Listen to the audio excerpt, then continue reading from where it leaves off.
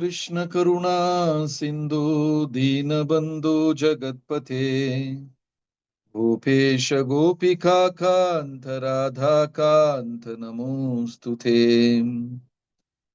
तप्त कांचन गौरांगी राधे वृंदावनेश्वरी वृषभानुसुते देवी प्रणमामि हरिप्रिये। जय श्री कृष्ण चैतन्य प्रभु नित्यानंद श्री अद्वैत गदाधर श्रीवासदि गौर भक्त वृंदा। हरे कृष्णा कृष्ण कृष्ण हरे हरे, हरे राम राम राम हरे हरे। ഹരേ കൃഷ്ണ. എല്ലാ ഭക്തജനങ്ങൾക്കും എൻ്റെ വിനീതമായ പ്രണാമം. അടുത്ത ആഴ്ച ഓണം. എല്ലാവർക്കും മുൻകൂട്ടി ഓണാശംസകൾ. ശ്രീമദ് ഭാഗവതം ഓണമായിട്ടും മഹാബലി ചക്രവർത്തിയായിട്ടും വളരെയധികം ബന്ധമുള്ളതാണ്. മഹാബലി ചക്രവർത്തി കേരളം മാത്രമല്ല ഭരിച്ചത്.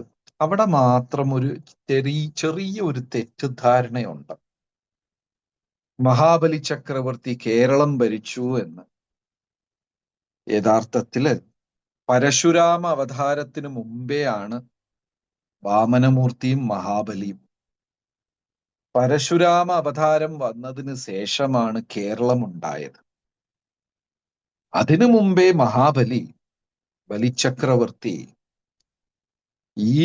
14 ലോകത്തിൽ 70% കീഴ്പ്പെടുത്തി. പാതാള ലോകങ്ങളും സ്വർഗരാജ്യങ്ങളും എല്ലാം തന്നെ അദ്ദേഹം കീഴ്പ്പെടുത്തി. മഹാശക്തനായ ഒരു യോദ്ധാവായിരുന്ന ഒരു രാജാവായിരുന്നു. എന്നാൽ ശ്രീമദ് ഭാഗവതത്തിൽ നമ്മൾ ശ്രദ്ധിക്കേണ്ട ഒരു കാര്യം, അദ്ദേഹം ഒരു മഹാഭക്തനും കൂടെ ആയിരുന്നു. 12 മഹാജനങ്ങൾ എന്ന് ഭാഗവതം പറയുന്നു. അതായത് വിശേഷിപ്പിച്ച ചില 12 ഭക്തന്മാർ: യമരാജൻ, ശുഖമഹർഷി, വ്യാസൻ, മഹാദേവൻ. അവരുടെ കൂട്ടത്തില് മഹാബലി ചക്രവർത്തിയുടെ പേരും കൊടുത്തിട്ടുണ്ട്. ഒരുപാട് ഭക്തരെ നമ്മൾ കാണുന്നുണ്ട്. ഭാഗവതത്തിൽ ഒരുപാട് കഥകൾ കേൾക്കുന്നുണ്ട്. രാമായണത്തിലും പുരാണങ്ങളിലും ഇതിഹാസത്തിലൊക്കെ ഇഷ്ടം പോലെ മഹാഭക്തരുടെ നാമം നമ്മൾ കേൾക്കുന്നുണ്ട്. ബലിചക്രവർത്തി അസുരകുലത്തിൽ ജനിച്ചു. വലിയ ഒരു സൈന്യവും രാജ്യവും കീഴ്പ്പെടുത്തി. അതേ സമയം ഭഗവാന്റെ മഹാഭക്തനുമായിരുന്നു. ഇത് രണ്ടും ഒരുമിച്ച് വരുന്നത് അപൂർവമാണ്. ഭൗതിക ലോകത്തിൽ ഒത്തിരി കഴിവുണ്ടാകും, അതേ സമയത്ത് ഭക്തനായി മരിക്കുക. ഇത് രണ്ടും അത്ര എളുപ്പമല്ല. ഇപ്പൊ നമുക്ക് തന്നെ എന്തെങ്കിലും ഒരു കഴിവുണ്ടെങ്കിൽ അതിൻ്റെ കൂട്ടത്തിൽ അഹം എന്ന്, ഞാനാണ് എന്ന ഭാവവും കൂടെ വന്നു.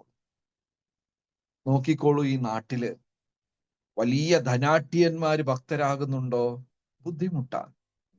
ഒരുപാട് പൈസ ഉള്ളവർ ഭക്തിയിൽ വരാൻ ബുദ്ധിമുട്ടാണ്. കാരണം ഞാൻ നിയന്താവാണ്, എൻ്റെ കയ്യിൽ ഒരുപാട് പൈസയുണ്ട്, ഞാനും ഒരു കുട്ടി ഈശ്വരനാണ് എന്നൊരു ചിന്ത വരും.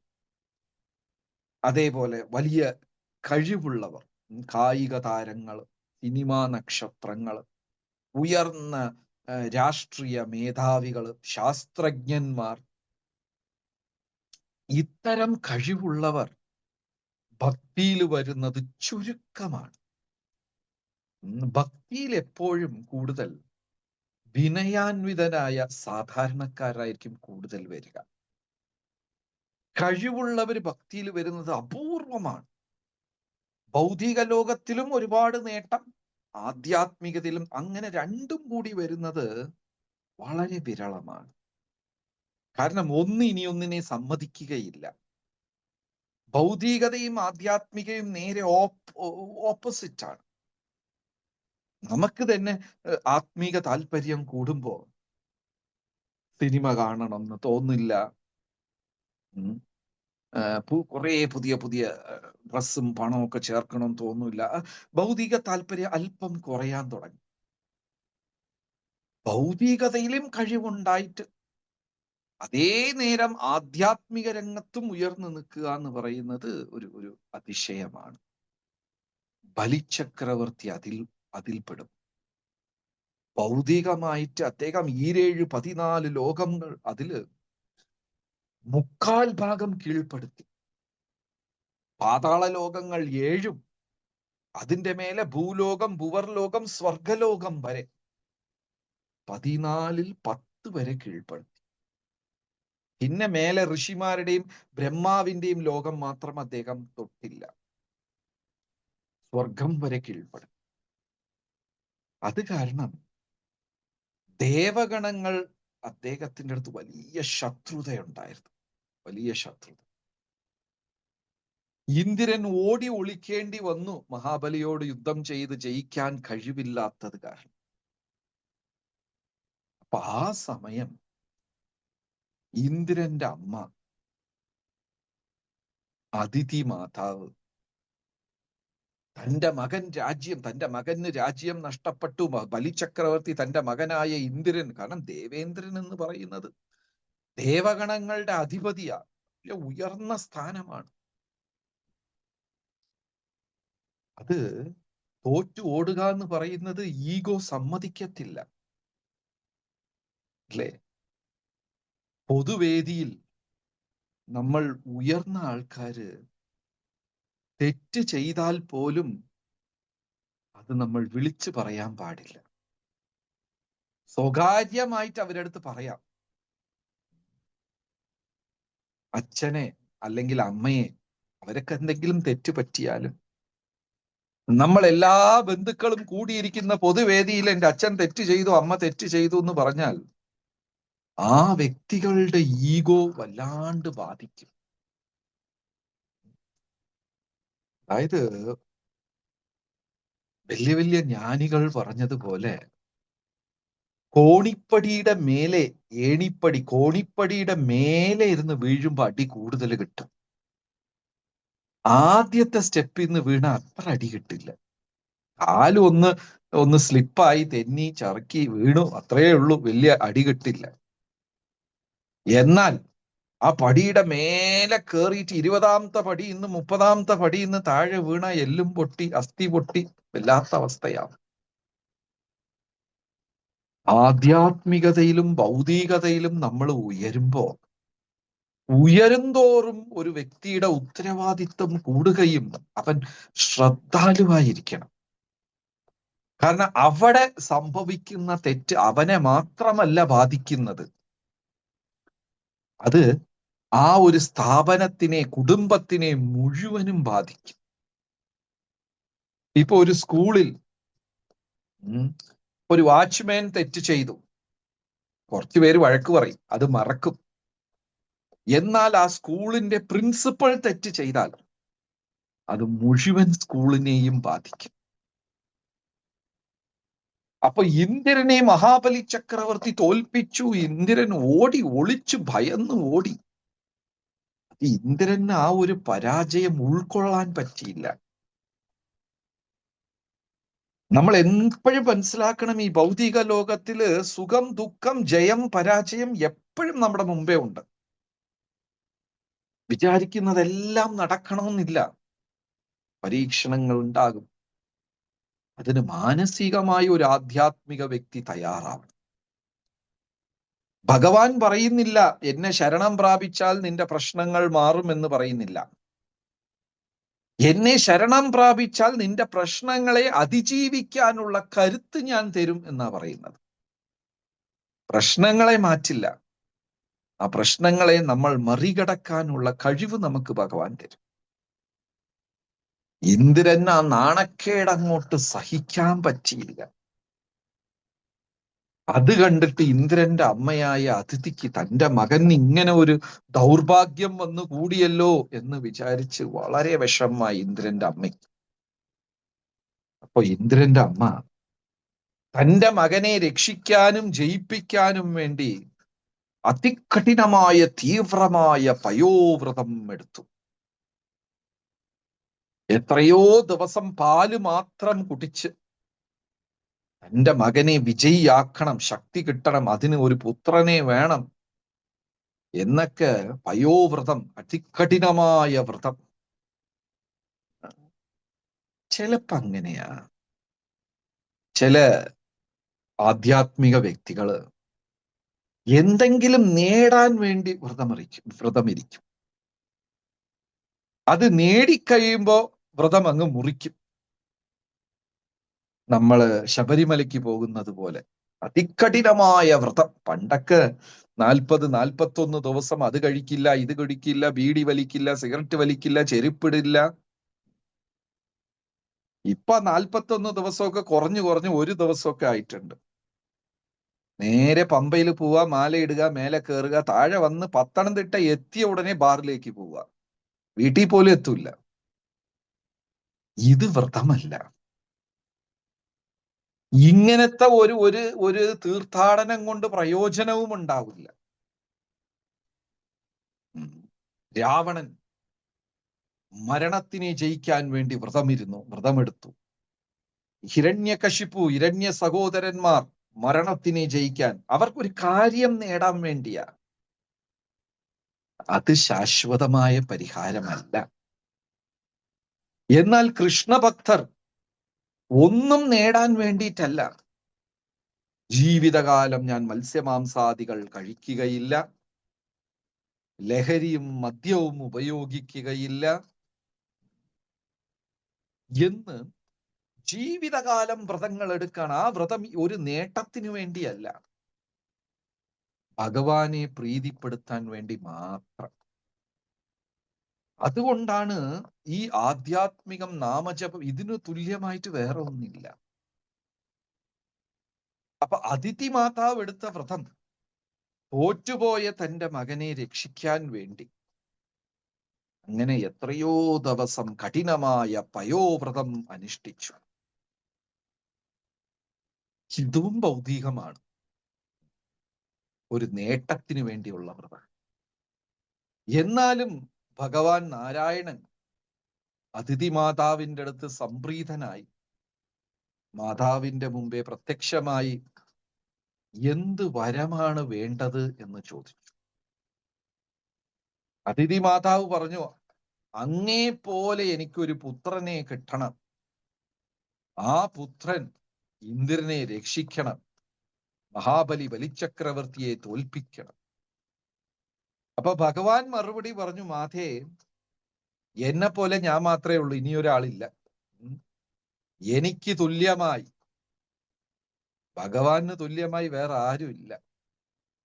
അതുകൊണ്ട് ഭഗവാന്റെ നാമങ്ങളിൽ ഒന്നാണ് അതുല്യ. ഇവിടെ കൂടെ വടക്കേ നോർത്ത് ഇന്ത്യയിലൊക്കെ പോയാൽ കുറെ കുഞ്ഞുങ്ങൾക്ക് അതുൽ അതുൽ എന്ന് പേര് വെക്കും. ATUL, അതുൽ എന്ന് വെച്ചാൽ ഇതിന് തുല്യമായി ഇനിയൊന്നില്ല, ഭഗവാന് തുല്യമായി ഇനിയൊന്നില്ല. കാരണം രണ്ടാമത്തെ ഭഗവാൻ ഇല്ല. അപ്പോ അമ്മയടുത്ത് ഭഗവാൻ പറഞ്ഞു, എനിക്ക് തുല്യമായി, എനിക്ക് ഈക്വലായിട്ട് ഈ പ്രപഞ്ചത്തിൽ ആരും ഇല്ല, എനിക്ക് ഞാൻ മാത്രമേ ഉള്ളൂ. ശരി, ഞാൻ മകനായി വരാം എന്ന് ഇന്ദ്രന്റെ അനുജനായി, ഉപേന്ദ്രനായി, വാമണനായി ഭഗവാൻ അവതരിച്ചു. അതിഥി മാതാവിന് മകനായി, പുത്രനായി അവതരിച്ചു. കശ്യപ മഹർഷിക്കും അതിഥിക്കും. സാധാരണ ഭൗതിക ലോകത്തിൽ കുഞ്ഞുങ്ങൾ ജനിക്കുന്നത് പോലെ അല്ല, ജനിച്ച ഉടനെ പെട്ടെന്ന് വളരാൻ തുടങ്ങി. നമുക്കൊക്കെ 1.5 വർഷം എടുക്കും നടന്നു പഠിക്കാൻ. പിന്നെ പല്ല് തേച്ച് കുളിക്കാനൊക്കെ പഠിക്കാൻ അടുത്ത 3-4 വർഷം എടുക്കും. പിന്നെ ജീവിതം മുഴുവനും പഠിക്കലും വീഴുകയും അത്രയേ ഉള്ളൂ. ഒരു ദിവസം പോലും നമ്മൾ പൂർണ്ണത കൈവരിക്കുകയില്ല. ഈ ഡോക്ടർമാരും അഡ്വക്കേറ്റും പറയുന്നത് പോലെ, ഞാൻ കഴിഞ്ഞ 20 കൊല്ലമായി പ്രാക്ടീസ് ചെയ്യുവാണ്. അവരവസാനം വരെയും പ്രാക്ടീസ് മാത്രമേ ഉള്ളൂ, പെർഫെക്ഷൻ ഇല്ല. അതുപോലെ മനുഷ്യ ജീവിതം അതുപോലെ എന്നും പഠിക്കുക. അപ്പോ ഭഗവാൻ വളർന്നത്, വാമനമൂർത്തി വളർന്നത് അങ്ങനെയല്ല. പെട്ടെന്ന് ദിവസങ്ങൾക്കകം വളരുകയും ഒരു ഒരു ഒരു കുഞ്ഞു കുള്ള ബ്രാഹ്മണൻ, ഹൈറ്റില്ലാത്ത ഒരു ബ്രാഹ്മണ കുട്ടിയായി, തേജസ്വിയായി, മുഖം കണ്ണുകളെല്ലാം ജ്വലിക്കുന്ന തേജസ്വിയായൊക്കെ ആ കുഞ്ഞു മാറി. ആ അവതാരത്തിന് എല്ലാ ദേവഗണങ്ങളും ചെന്ന് സമ്മാനം കൊടുത്ത് പ്രകീർത്തിച്ചു. കാരണം ദേവന്മാരെ രക്ഷിക്കാനാ വാമനമൂർത്തി വന്നത്. മഹാദേവൻ തൃശൂലം കൊടുത്തു, ഒരു ദേവൻ മരവുരി വസ്ത്രമായി തന്നു, ഇനി ഒരാള് കമണ്ടലു തന്നു, ഒരാള് സന്യാസദണ്ഡം തന്നു. ഇങ്ങനെ എല്ലാവരും സമ്മാനങ്ങൾ കൊടുത്തു. ഇപ്പോ ചോദ്യം എന്താണെന്ന് വെച്ചാല്, ഭഗവാൻ മഹാബലിയെ അനുഗ്രഹിച്ചോ അല്ല ഇന്ദ്രനെ അനുഗ്രഹിച്ചോ? ഇതുവരെ നോക്കിക്കഴിഞ്ഞാൽ യഥാർത്ഥത്തിൽ ഭഗവാൻ ഇന്ദ്രനെ അനുഗ്രഹിച്ചു. ഇന്ദ്രനെ രക്ഷിക്കാൻ വേണ്ടി ഇന്ദ്രന്റെ സഹോദരനായി ഉപേന്ദ്രൻ വാമനനായി അതിഥിമാതാവിന്റെ ഗർഭത്തിൽ വന്ന് ജനിച്ചു ഇന്ദ്രനെ സഹായിക്കാൻ. അപ്പൊ ഇന്ദ്രൻ ജയിച്ചതുപോലെ തോന്നും. അപ്പൊ അവതരിച്ചു, പെട്ടെന്ന് തന്നെ വളർന്നു. അത് കഴിഞ്ഞ് നേരെ മഹാബലി ചക്രവർത്തി വലിയ യാഗവും നടത്തുന്ന ആ ഭൂമി, ആ പ്രദേശത്ത് പോയി. അവിടെ മഹാബലി ചക്രവർത്തി തന്റെ രാജ്യവും പ്രജകളും എല്ലാവരും സുഖമായിരിക്കാൻ വേണ്ടി വലിയ യാഗം നടത്തുകയാണ്. അതാണ് ഉത്തരവാദിത്തം. ഒരു അധ്യാപകൻ വിദ്യാർത്ഥികൾ ചെയ്യുന്ന പാപത്തിൽ 1/6 പങ്കെടുക്കണം. അതൊന്നും ഇന്ന് കാലത്ത് ആർക്കും അറിയില്ല. അതിനെക്കുറിച്ച് ആരും ഗഹനമായി ചിന്തിക്കാറില്ല, അതിന് പ്രാധാന്യവും കൊടുക്കാറില്ല. അല്ലെങ്കിൽ അതിനെ നിസാരമായി തള്ളിക്കളയുന്നു. ഒരു അധ്യാപകൻ വിദ്യാർത്ഥിയുടെ 1/6 പങ്ക് പാപമെടുക്കണം. ഒരു നേതാവ് പ്രജകളുടെ 1/6 പങ്ക് പാപമെടുക്കണം. അച്ഛൻ കുഞ്ഞുങ്ങളുടെ പാപം 12 വയസ്സ് വരെ പൂർണ്ണമായി എടുക്കണം. 12 വയസ്സിന് ശേഷം 1 പങ്ക് എടുക്കണം. ഭാര്യയുടെ പാപത്തിൽ 1 പങ്ക് ഭർത്താവ് എടുക്കണം. ചുമതലയാ.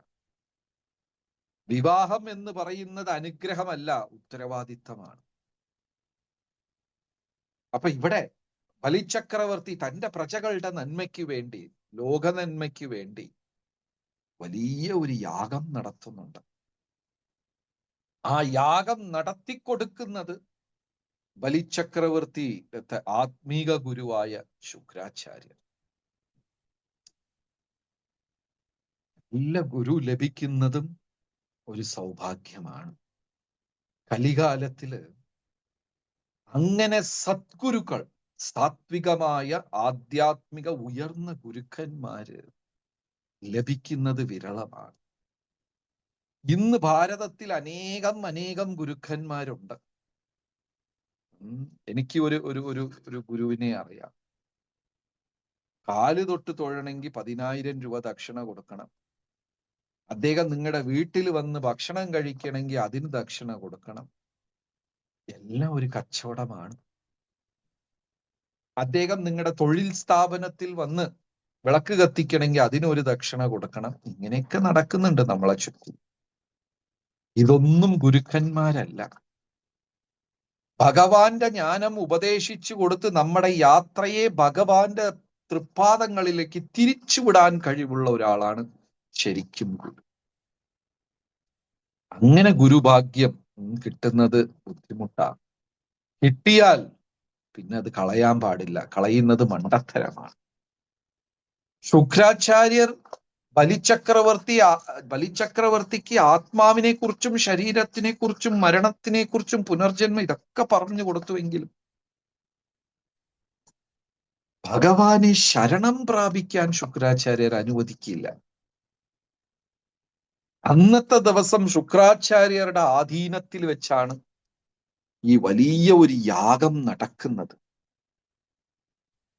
അങ്ങനെ ബ്രാഹ്മണരെല്ലാം വേദമന്ത്രങ്ങൾ ചൊല്ലിക്കൊണ്ട് ഉയർന്ന പീഠത്തിൽ ബലിചക്രവർത്തിയും തന്റെ പത്നിയും മകളും ചില സ്ഥലങ്ങളിൽ മകളുടെ പേര് രത്നമാല എന്നും ചില സ്ഥലങ്ങളിൽ കൃതമാല എന്നൊക്കെ പറയുന്നു. ബലിയുടെ മകളും മന്ത്രിമാരും ഉപദേഷ്ടാക്കളും എല്ലാവരുമായി വലിയ ഒരു മഹായാഗം നടക്കുക. അങ്ങനെ യാഗം നടക്കുന്ന സമയത്ത് പെട്ടെന്ന് കിഴക്കൻ ചക്രവാളത്തിൽ ഇരുന്ന് ഒരു ഒരു ഒരു തേജസ്, ഭയങ്കര പ്രകാശം. യാഗം നടത്തിക്കൊണ്ടിരുന്ന ശുക്രാചാര്യർ നിർത്തി, മന്ത്രം ചൊല്ലിക്കൊണ്ടിരുന്ന ബ്രാഹ്മണര് നിർത്തി, ബലിചക്രവർത്തി പോലും എന്താ ഇവിടെ പെട്ടെന്ന് ഒരു ഒരു ഒരു തേജസ്, ഒരു ജ്യോതി എന്ന് കിഴക്കൻ ചക്രവാളത്തിൽ തിരിഞ്ഞു നോക്കി. ശരീരമെല്ലാം സ്വർണ്ണ നിറത്തിൽ അങ്ങ് തിളങ്ങുന്ന ഒരു തേജസ്വിയായ ബ്രാഹ്മണ കുഞ്ഞ്, ഒരു ബാലൻ, അതും പൊക്കം കുറഞ്ഞ ഒരു ബാലൻ ഈ യജ്ഞവേദിയെ നോക്കി നടന്നു വരികയാണ്. കാണുന്ന മാത്രയിൽ തന്നെ സർവരുടെ ഹൃദയവും അദ്ദേഹം ആകർഷിച്ചു. എല്ലാവരുടെ ഹൃദയത്തിനെയും അദ്ദേഹം ആകർഷിച്ചു. യജ്ഞമെല്ലാം മുടങ്ങി. എല്ലാവരും അദ്ദേഹത്തിന്റെ വരവിനു വേണ്ടി കാത്തിരുന്നു. ആ ബ്രാഹ്മണൻ നടന്ന് യജ്ഞവേദിയിലെത്തി. ഒന്നും ചിന്തിക്കാതെ തന്നെ മഹാബലി ചക്രവർത്തി എണീറ്റ് ആ ഉയർന്ന ഇരിപ്പിടം, ആസനം ആ ബ്രാഹ്മണന് കൊടുത്തു, വാമനമൂർത്തിക്ക് കൊടുത്തു. ഉടനെ തന്റെ സേവകന്മാരെ വിളിച്ച്, വലിയ സൗഭാഗ്യമാണ് ഇതുപോലെ ഒരു തേജസ്വിയായ ബ്രാഹ്മണ കുട്ടി നമ്മുടെ പൂജാകർമ്മത്തിന്റെ ഇടയ്ക്ക് വന്നത്, നമ്മുടെ സൗഭാഗ്യം. അദ്ദേഹത്തിന്റെ തൃപ്പാദങ്ങൾ കഴുകുകയും മന്ത്രോച്ചാരണം ചെയ്യുകയും എല്ലാം വേണ്ട വിധത്തിൽ ഒരു ബ്രാഹ്മണനെ സൽക്കരിക്കുക. കാരണം ഞാൻ പറയുന്നത് യഥാർത്ഥ ബ്രാഹ്മണരെ കുറിച്ച്. ബ്രഹ്മജ്ഞാനാതിഥി ബ്രാഹ്മണ. ആരാണ് ശരിക്കുമുള്ള ബ്രാഹ്മണൻ? ജന്മനാ ജായത്തെ ശൂദ്ര സംസ്കാരേത് ഭവേത് വിച വേദ പഠന്തി തത് വിബ്ര ബ്രഹ്മജ്ഞാനാതിഥി ബ്രാഹ്മണ. ജനനം കൊണ്ട് എല്ലാവരും ശൂദ്രരാണ്. എപ്പോൾ അവൻ ഉപവിതം, ആ നൂലിടുന്നു, അപ്പോൾ അവന് രണ്ടാം ജന്മം, ദ്വിജൻ. വേദങ്ങൾ എന്ന് പഠിക്കുന്നു, അവൻ അപ്പോൾ വിപ്രൻ. ഭഗവത്ഗീത, ഭാഗവതം, പുരാണങ്ങള്, ഗ്രന്ഥങ്ങള്, ശാസ്ത്രങ്ങള്, വേദം പഠിക്കുമ്പോൾ അവൻ വിപ്രൻ. ബ്രഹ്മജ്ഞാനാതിഥി ബ്രാഹ്മണ. ദൈവത്തിനെ മനസ്സിലാക്കുമ്പോൾ അല്ലെങ്കിൽ ദൈവത്തിന്റെ അടുത്ത് പോകുമ്പോൾ അവൻ ബ്രാഹ്മണൻ. അങ്ങനത്തെ ബ്രാഹ്മണൻ വലിയ ഭാഗ്യമാ അവരെയൊക്കെ കാണുന്നതും അവരെ പാദങ്ങൾ തൊട്ട് വണങ്ങുന്നതും. അപ്പോ മഹാബലി ചക്രവർത്തി ഉയർന്ന ഇരിപ്പിടവും കൊടുത്ത് വാമനമൂർത്തിയുടെ പാദങ്ങൾ കഴുകി വേണ്ട വിധത്തിൽ എങ്ങനെയാണോ ഒരു ബ്രാഹ്മണനെ സ്വീകരിക്കേണ്ട എല്ലാം ചെയ്തിട്ട് അങ്ങ് ഈ വേദിയിൽ എഴുന്നള്ളിയിരിക്കുകയാണ്, എന്തെങ്കിലും ദക്ഷിണ കൊടുക്കണം എന്ന് ആഗ്രഹിച്ചു. അപ്പോഴും ശുക്രാചാര്യർ ആലോചിച്ചുകൊണ്ടിരിക്കുക, ഈ ബ്രാഹ്മണനെ ഇതിനു മുമ്പേ കണ്ടിട്ടില്ല, ആരായി കുട്ടി? ഇങ്ങനെ ആലോചിക്കുക. പക്ഷെ ആ സമയം കൊണ്ട് തന്റെ ഹൃദയം ആ ബ്രാഹ്മണന് കൊടുത്തു കഴിഞ്ഞു ബലിചക്രവർത്തി. എന്ത് ദാനമാ വേണ്ടത്? ഉടനെ വാമനമൂർത്തി ചിരിച്ചുകൊണ്ട് പറഞ്ഞു, ഹേ ബലിചക്രവർത്തി, എനിക്കൊന്നും വേണ്ട.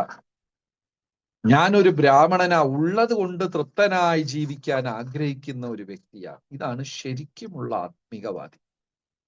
എന്തുണ്ടോ അതുകൊണ്ട് തൃപ്തനായി കഴിയാൻ സാധിക്കണം. ഉള്ളത് കൊണ്ട് തൃപ്തനായി ജീവിക്കാൻ ശ്രമിക്കുന്ന ഒരു ബ്രാഹ്മണനാ എനിക്കൊന്നും വേണ്ട. ബലിചക്രവർത്തി സമ്മതിച്ചില്ല. അങ്ങനെയല്ല, എന്ത് വേണമെങ്കിലും ചോദിക്കും. അങ്ങ് ഇതുപോലെ ഒരു വേദിയിൽ എഴുന്നള്ളിയത് കൊണ്ട് ഒന്നും കൊടുക്കാതെ വിടുന്നതും എനിക്ക് ശോഭയല്ല, ഞാൻ ചെയ്യുന്ന പാപമാണ്. എന്തു വേണം? വാമനമൂർത്തി പറഞ്ഞു, എനിക്കൊന്നും വേണ്ട, ഞാൻ ഒന്നും പ്രതീക്ഷിച്ചല്ല ഇവിടെ വന്നത്. അങ്ങനെ പറഞ്ഞാൽ പറ്റില്ല. ഭൂമി വേണോ, സ്വർണം വേണോ, പശുക്കള് വേണോ, എന്താ വേണ്ടത്? അപ്പോൾ വാമനമൂർത്തി പറഞ്ഞു, എനിക്ക് ആവശ്യമായത് നിന്റെ പക്കലില്ല, നിന്റെ കയ്യിലുള്ളതൊക്കെ എനിക്ക് ഉപയോഗവും ഇല്ല. അപ്പൊ മഹാബലി ചക്രവർത്തിക്ക് കുറച്ചും കൂടെ ആകാംക്ഷയായി. ഇത്ര ബുദ്ധിമാനായി സംസാരിക്കുന്നത്, എന്തെങ്കിലും കൊടുക്കണം. നിർബന്ധിക്കാൻ തുടങ്ങി. അപ്പൊ വാമനമൂർത്തി പറഞ്ഞു, ശരി, ഇത്ര നിർബന്ധമാണെങ്കിൽ ഒരു കാര്യം ചെയ്യും, എനിക്ക് വെറും 3 അടി മണ്ണ് തന്നാ മതി. അപ്പോഴും ശുക്രാചാര്യർ ആലോചിച്ചുകൊണ്ടിരിക്കുക, എന്താ എന്താ എന്താ ശരിയെന്ന് സമ്മതിച്ച്, എന്താ പറയാ, അതായത് അന്ന് കാലത്തൊക്കെ ദാനധർമ്മങ്ങൾ ചെയ്യുമ്പോ പഞ്ചഭൂതങ്ങളെ സാക്ഷിയായി വെച്ചാ ചെയ്യുക. ഭൂമി സാക്ഷി, അഗ്നി സാക്ഷി.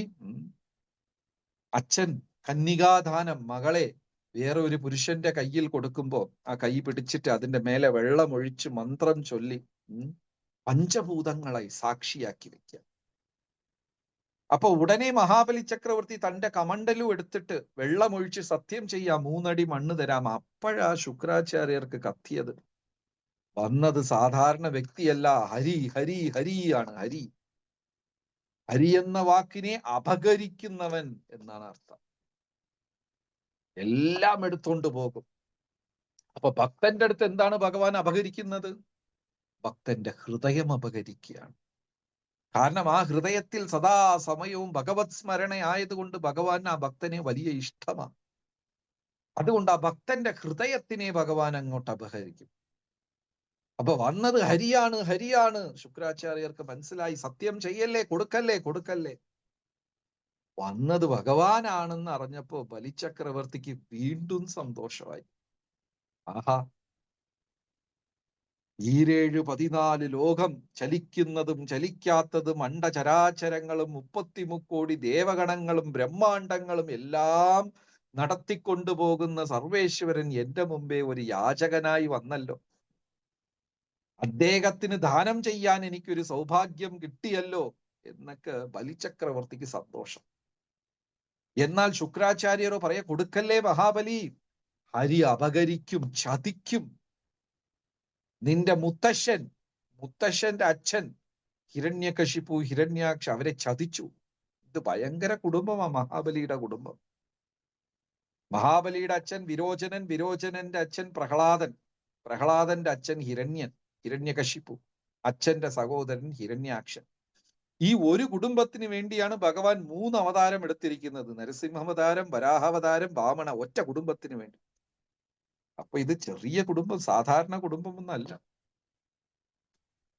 നിന്റെ മുത്തശ്ശന്മാരെയൊക്കെ കബളിപ്പിച്ച് തോൽപ്പിച്ച വ്യക്തിയാ വന്നിരിക്കുന്നത്, സത്യം ചെയ്യല്ലേ. ശുക്രാചാര്യർ പറഞ്ഞു. പക്ഷെ മഹാബലി ഗുരുവിന്റെ വാക്കങ്ങ് തിരസ്കരിച്ചു. സാധാരണ അങ്ങനെ ചെയ്യാൻ പാടില്ല. മാതാപിതാക്കളുടെ വാക്കും ഗുരുവിന്റെ വാക്കൊക്കെ നമുക്ക് തിരസ്കരിക്കാൻ പാടില്ല. പക്ഷേ എപ്പോ തിരസ്കരിക്കാം? ഭഗവത് ഹിതത്തിന് എതിരായവരെന്തെങ്കിലും ചെയ്യുമ്പോൾ മാത്രം തിരസ്കരിക്കും. എങ്ങനെ പ്രഹ്ലാദൻ ഹിരണ്യകശിപുവിനെ എതിർത്തു? കാരണം ഭഗവാനെതിരായി സംസാരിച്ചത് കൊണ്ട്. അങ്ങനെ ശുക്രാചാര്യർ തന്റെ ഗുരുവിനെ അങ്ങ് തിരസ്കരിച്ചു. സാധാരണ ഗുരുക്കന്മാരെ തിരസ്കരിക്കാനേ പാടില്ല. പക്ഷേ ഭഗവാനെതിരായി സംസാരിച്ചത് കൊണ്ട് ഗുരുവിനെ അങ്ങോട്ട് തിരസ്കരിച്ചു. സത്യം ചെയ്തു. 3 അടി മണ്ണ് തരാം എന്ന് സത്യം ചെയ്തു. വാമനമൂർത്തി അങ്ങ് എഴുന്നേറ്റങ്ങ് നിന്നു. നിന്നങ്ങോട്ട് വളരാൻ തുടങ്ങി. ഒരു ഒരു ഒരു ഒരു ചുവട് വെച്ച് വളരാൻ തുടങ്ങിയപ്പോ താഴെ ഉള്ള ഈ 7 ലോകങ്ങൾ, അതളം പതളം, എന്താ പറയാ, സുതളം, വിതളം, തളാത്തളം, മഹാതളം, പാതാളം, നാഗലോകങ്ങൾ, മത്സ്യത്തിന്റെ ലോകങ്ങൾ, പാമ്പുകളുടെ എല്ലാം പാതാള ലോകങ്ങൾ 7ഉം അങ്ങ് ഒരു സ്റ്റെപ്പിലെടുത്തു, ഒറ്റ ചുവടിലെടുത്തു. 1 അടി വെച്ച്. 2ാമത്തെ അടി എടുത്ത് വെച്ചപ്പോൾ ഭൂലോകം, ഉപർലോകം, സ്വർഗലോകം, ഋഷിമാരുടെ ലോകം, ദേവഗണങ്ങളുടെ, വിദ്യാധരൻ, ഗന്ധർവൻ, കിന്നരൻ, ആ ലോകം അങ്ങ് എടുത്തു. ഇതെല്ലാം കണ്ട് അങ്ങ് ഭ്രമിച്ചു നിൽക്കുക മഹാബലി ചക്രവർത്തി. അതായത് നമ്മൾ ആരെങ്കിലും വന്ന് മോഷ്ടിക്കുമ്പോ നമുക്ക് സങ്കടമേ വരുള്ളൂ. നാട്ടിൽ പോയിട്ട് വന്നിരിക്കുക, തിരിച്ച് വീട്ടിൽ വരുമ്പോ വീടെല്ലാം തള്ളിപ്പൊളിച്ച് കള്ളന്മാരെല്ലാം കട്ടൊണ്ടു പോയി. വിഷമവും സങ്കടവും കരച്ചിലും വരും. പക്ഷെ ഇവിടെ ഭഗവാൻ മഹാബലി അപഹരിക്കും തോറും മഹാബലിക്ക് ആനന്ദം, സന്തോഷം. എന്റെതെല്ലാം ഭഗവാൻ ചതിയിൽ കൂടെ എടുത്തല്ലോ, ഭഗവാൻ എന്റെ കൊണ്ടുപോയല്ലോ കൊണ്ട് സന്തോഷം. വീണ്ടും സാധാരണ കുഞ്ഞു ബ്രാഹ്മണനായി വാമനമൂർത്തി നിഷ്കളങ്കമായി ചോദിച്ചു, ബലി, ഞാൻ 3ാമത്തത് എവിടെയാ വെക്കേണ്ടത്? രോമാഞ്ചമുണ്ടായി, കണ്ണുകൾ നിറഞ്ഞു. ശരീരം നടുങ്ങിക്കൊണ്ട് മഹാബലി ചക്രവർത്തി മുട്ടുകുത്തി തന്റെ കിരീടം എടുത്ത് നിലത്തിൽ വെച്ചിട്ട് പറഞ്ഞു, ഭഗവാനെ, അഹം എന്ന ഭാവം മാത്രമേ എനിക്ക് ഉണ്ടായിരുന്നുള്ളൂ. 2 ചുവടിൽ അങ്ങ് എല്ലാം എടുത്തു. ഇനി എനിക്ക് ഉള്ളത് ഞാൻ അഹമെന്ന ഭാവം. അതും കൂടെ എടുത്തോളൂ, എന്റെ ശിരസിൽ കാല് വെച്ചോളൂ എന്ന് കാല് വെക്കാൻ പറഞ്ഞു. അപ്പൊ ഭഗവാൻ ചിരിച്ചുകൊണ്ട് കാല് വെച്ചു. ഇപ്പോ ഇന്ദ്രനെ അങ്ങോട്ട് അനുഗ്രഹിച്ചു. ഇന്ദ്രന് നഷ്ടപ്പെട്ടതെല്ലാം പിടിച്ചെടുത്തു കൊടുത്തു. 3 ചുവട്, 1 പാതാള ലോകം, 7 ഇന്ദ്രന് തിരിച്ചു കൊടുത്തു. രണ്ടാമത്തത് സ്വർഗലോകം 7, 7 അല്ല 3 പിടിച്ചെടുത്ത് തിരിച്ച് ഇന്ദ്രന് കൊടുത്തു. മൂന്നാമത്തത് മഹാബലിയെ ബന്ധിച്ചു കൊണ്ടുപോയി. ഇത് 3 ആയിരുന്നു ഇന്ദ്രന്റെ ആഗ്രഹം. എനിക്ക് എന്റെ നഷ്ടപ്പെട്ട ലോകങ്ങൾ കിട്ടണം, ബലിചക്രവർത്തിയെ ബന്ധിച്ച് ഞാൻ ഓടിയില്ലേ. അപ്പൊ 3 ചെയ്തു കൊടുത്തു. പക്ഷേ ഇതിലൊരു ഉൾക്കഥയുണ്ട്. എന്താണ് കഥ? താഴത്തെ 7 ലോകം പിടിച്ചെടുത്തപ്പോ ഭഗവാൻ മഹാബലിയെടുത്ത് പറഞ്ഞു, ബലി, നീ വിഷമിക്കേണ്ട. ഇന്ദ്രന്റെ അമരാവതിയെക്കാളും അതിഗംഭീരമായ ഒരു ലോകം ഞാൻ നിനക്ക് പ്രത്യേകം ഉണ്ടാക്കി തരാം. സുതളം, രഹസ്യമായത്, ഇന്ദ്രൻ അറിയാതെ. പാതാള ലോകം പിടിച്ച് ഇന്ദ്രന് കൊടുത്തുവെങ്കിലും ഇന്ദ്രൻ അറിയാതെ അതിഗംഭീരമായ ഒരു ലോകം, സുതളം എന്ന് ഞാൻ നിനക്ക് ഉണ്ടാക്കി തരാം. രണ്ടാമത്തെ വരം, മേലത്തെ 7 രണ്ടാമത്തെ അടി വെച്ച് ചുവട് വെച്ച് ഉപരിലോകം പിടിച്ചെടുത്തപ്പോൾ ബലിചക്രവർത്തി അനുഗ്രഹിച്ചു. വാമനമൂർത്തി മഹാബലി അനുഗ്രഹിച്ചു, വിഷമിക്കേണ്ട മഹാബലി, അടുത്ത ജന്മത്തിൽ നീ ഇന്ദ്രനായിട്ട് തന്നെ ജനിക്കും. മൂന്നാമത്തത് ഇന്ദ്രന് വേണ്ടി ബലിചക്രവർത്തിയെ വാമനമൂർത്തി ബന്ധിച്ചു. അതിന് അനുഗ്രഹമായി പറഞ്ഞു, സുതളത്തിൽ നീ ഭരിക്കും, ഉള്ളടത്തോളം കാലം ഞാൻ കാവൽക്കാരനായി, ഭഗവാൻ തന്നെ കാവൽക്കാരനായി നിന്റെ വാതിലിൽ നിൽക്കും ബലി. ബാഹ്യമായി 3 അനുഗ്രഹം ഇന്ദ്രന് കിട്ടിയെങ്കിലും യഥാർത്ഥ അനുഗ്രഹം കിട്ടിയത് ബലിചക്രവർത്തിക്കാണ്. ബാഹ്യമായി ഇന്ദ്രൻ ജയിച്ചതുപോലെ തോന്നുമെങ്കിലും ബലിയാണ് ജയിച്ചത്. ഇതാണ് ഭക്തർക്കും സാധാരണ വ്യക്തികൾക്കും ഉള്ള വ്യത്യാസം. മഴ പെയ്യുന്നു, ഭക്തനും നനയുന്നു, സാധാരണക്കാരനും നനയുന്നു. ഒരു പട്ടിണി ക്ഷാമം വരുന്നു, ഭക്തനും കഷ്ടപ്പെടുന്നു, സാധാരണക്കാരനും കഷ്ടപ്പെടുന്നു. പക്ഷേ ഭക്തന്റെ ജീവിതത്തിന്റെ മുഴുവൻ ഉത്തരവാദിത്വവും ഭഗവാൻ എടുത്ത് ആ ഭക്തനെ എങ്ങനെ ആ പ്രശ്നത്തിൽ ഇരുന്ന് രക്ഷിക്കാം എന്ന സൂത്രവും ഉത്തരവും കൂടെ കൊടുക്കുകയാണ്. ഇപ്പോ 2 വിദ്യാർത്ഥികൾ പരീക്ഷ എഴുതാൻ പോകുന്നു. ഇതിപ്പോ ഫേമസ് ആണല്ലോ, ക്വസ്റ്റ്യൻ പേപ്പർ ലീക്ക് ആവണം എന്ന് പറഞ്ഞത് ഒരു ഫേമസ് വിഷയമാണ്. 2 വിദ്യാർത്ഥികൾ പരീക്ഷ എഴുതാൻ പോകുന്നു. ഒരു വിദ്യാർത്ഥിക്ക് ക്വസ്റ്റ്യൻ പേപ്പർ നേരത്തെ കിട്ടി. അപ്പൊ ഏത് കുട്ടിയായിരിക്കും സന്തോഷത്തോട്, ആത്മവിശ്വാസത്തോട് പരീക്ഷ എഴുതാൻ പോകുന്നത്? ആ ക്വസ്റ്റ്യൻ പേപ്പർ കിട്ടിയ കുട്ടി. കിട്ടാത്തവൻ എന്ത് വരുമോ ഏത് വരുമോ എന്ന് പേടിച്ചിരിക്കും. അതേപോലെ ഒരു ഭക്തനും സാധാരണ വ്യക്തിയും 2 പേരും ജീവിതം നയിക്കുകയാണ്. പക്ഷെ ഭക്തന് ചോദ്യക്കടലാസ് നേരത്തെ കിട്ടി. ജീവിതത്തിൽ പ്രശ്നങ്ങൾ ഉണ്ടാകും, പണം വരും പോകും, കുടുംബത്തിൽ കുറച്ചു ദിവസം ചിരിക്കാം, കുറച്ചു ദിവസം കരയാം, കച്ചവടമാണെങ്കിൽ ലാഭം നഷ്ടം ഉണ്ടാകും, ലാഭം നഷ്ടം, ജയം പരാജയം, സുഖം ദുഃഖം, ആണ് പെണ്ണ്, കറുപ്പ് വെളുപ്പ്, രാത്രി പകൽ ദ്വന്ദ്വങ്ങൾ ഉണ്ടാകും, തയ്യാറായിക്കോ. അപ്പൊ ഭക്തൻ അത് വിഷമിക്കാറില്ല, ചോദ്യ പേപ്പർ കിട്ടി പരീക്ഷ എഴുതാൻ പോയവനെ പോലെ. ശരിക്കും ബലിചക്രവർത്തിയാണ് ഭഗവാൻ അനുഗ്രഹിച്ചത്. ബലി 12 മഹാജനങ്ങളിൽ സർവ്വതും നഷ്ടപ്പെട്ടപ്പോൾ 2 കൈയും വിരിച്ച് ഇനി എനിക്ക് എന്റെ അഹം എന്ന ഭാവം മാത്രമേ ഉള്ളൂ എന്ന് ശരണാഗതി പ്രാപിച്ചു ബലിചക്രവർത്തി. യഥാർത്ഥത്തിൽ ഈ മഹാഭക്തിയെ ഓർമ്മിപ്പിക്കുന്നതാണ് ഓണം. അതായത് എല്ലാം മഹാബലിയുടെ കയ്യിലിരുന്ന് അപഹരിക്കുന്നത് പോലെ തോന്നിയെങ്കിലും എല്ലാം ഭഗവാൻ തിരിച്ചു കൊടുത്തു. ഭൗതികവും തിരിച്ചു കൊടുത്തു, ഭക്തിയും രണ്ടും കൊടുത്തു. നീ അടുത്ത ജന്മത്തിൽ ഇന്ദ്രനാകും, ഈ ജന്മത്തിൽ ഇന്ദ്രനേക്കാളും വലിയൊരു രാജ്യം നിനക്ക് സൃഷ്ടിച്ചു തരാം. അതായത് ഭക്തിയിൽ വരുന്നവര് അല്ലെങ്കിൽ നാമജപം ചെയ്യുന്നവർ വേറെ ഒന്നും പേടിക്കേണ്ട. ചെയ്യേണ്ട ധർമ്മം ശരിക്കും ചെയ്താൽ ഭൗതികമായിട്ടും ആധ്യാത്മികമായിട്ടും നേട്ടമുണ്ടാകും. ഈ ലീലകൾ ഓർത്ത് ശ്രീമദ് ഭാഗവതത്തിൽ 8-ാം സ്കന്ധം വാമന ലീലകൾ വായിക്കാൻ സാധിക്കട്ടെ ഈ ഓണത്തിന്. എല്ലാവർക്കും വാമനമൂർത്തിയുടെ അനുഗ്രഹം ഉണ്ടാകട്ടെ എന്ന് പ്രാർത്ഥിച്ചുകൊള്ളുന്നു. വീണ്ടും 2 ആഴ്ചയിൽ കൃഷ്ണ ജയന്തി വരാനുണ്ട്. എല്ലാവർക്കും അതിന്റെ ആശംസകളും അറിയിച്ചു കൊള്ളുന്നു. ഈ ക്ഷേത്രം, ഈ ഓൺലൈൻ ക്ഷേത്ര അംഗങ്ങൾക്കും എൻ്റെ നന്ദി. കാരണം വളരെ മനോഹരമായി അവർ ചെയ്യുന്നു. ദിവസവും 100 കണക്കിലാണ് ഭക്തര് രാവിലെ ജപത്തിൽ കൂടുന്നത്. നിങ്ങൾ മറ്റുള്ളവരെയും കൂടെ ഇതിൽ പങ്കെടുക്കാൻ പറയുക, സുഹൃത്തുക്കൾ, ബന്ധുക്കൾ. കാരണം രാവിലെ എണീറ്റ് ജപിക്കാനും ആഴ്ചതോറും സത്സംഗത്തിൽ പങ്കെടുക്കാനും എല്ലാവർക്കും ഒരു അവസരം. അടുത്ത വേദിയിൽ കാണാം. ഹരേ കൃഷ്ണ. നന്ദി, നമസ്കാരം.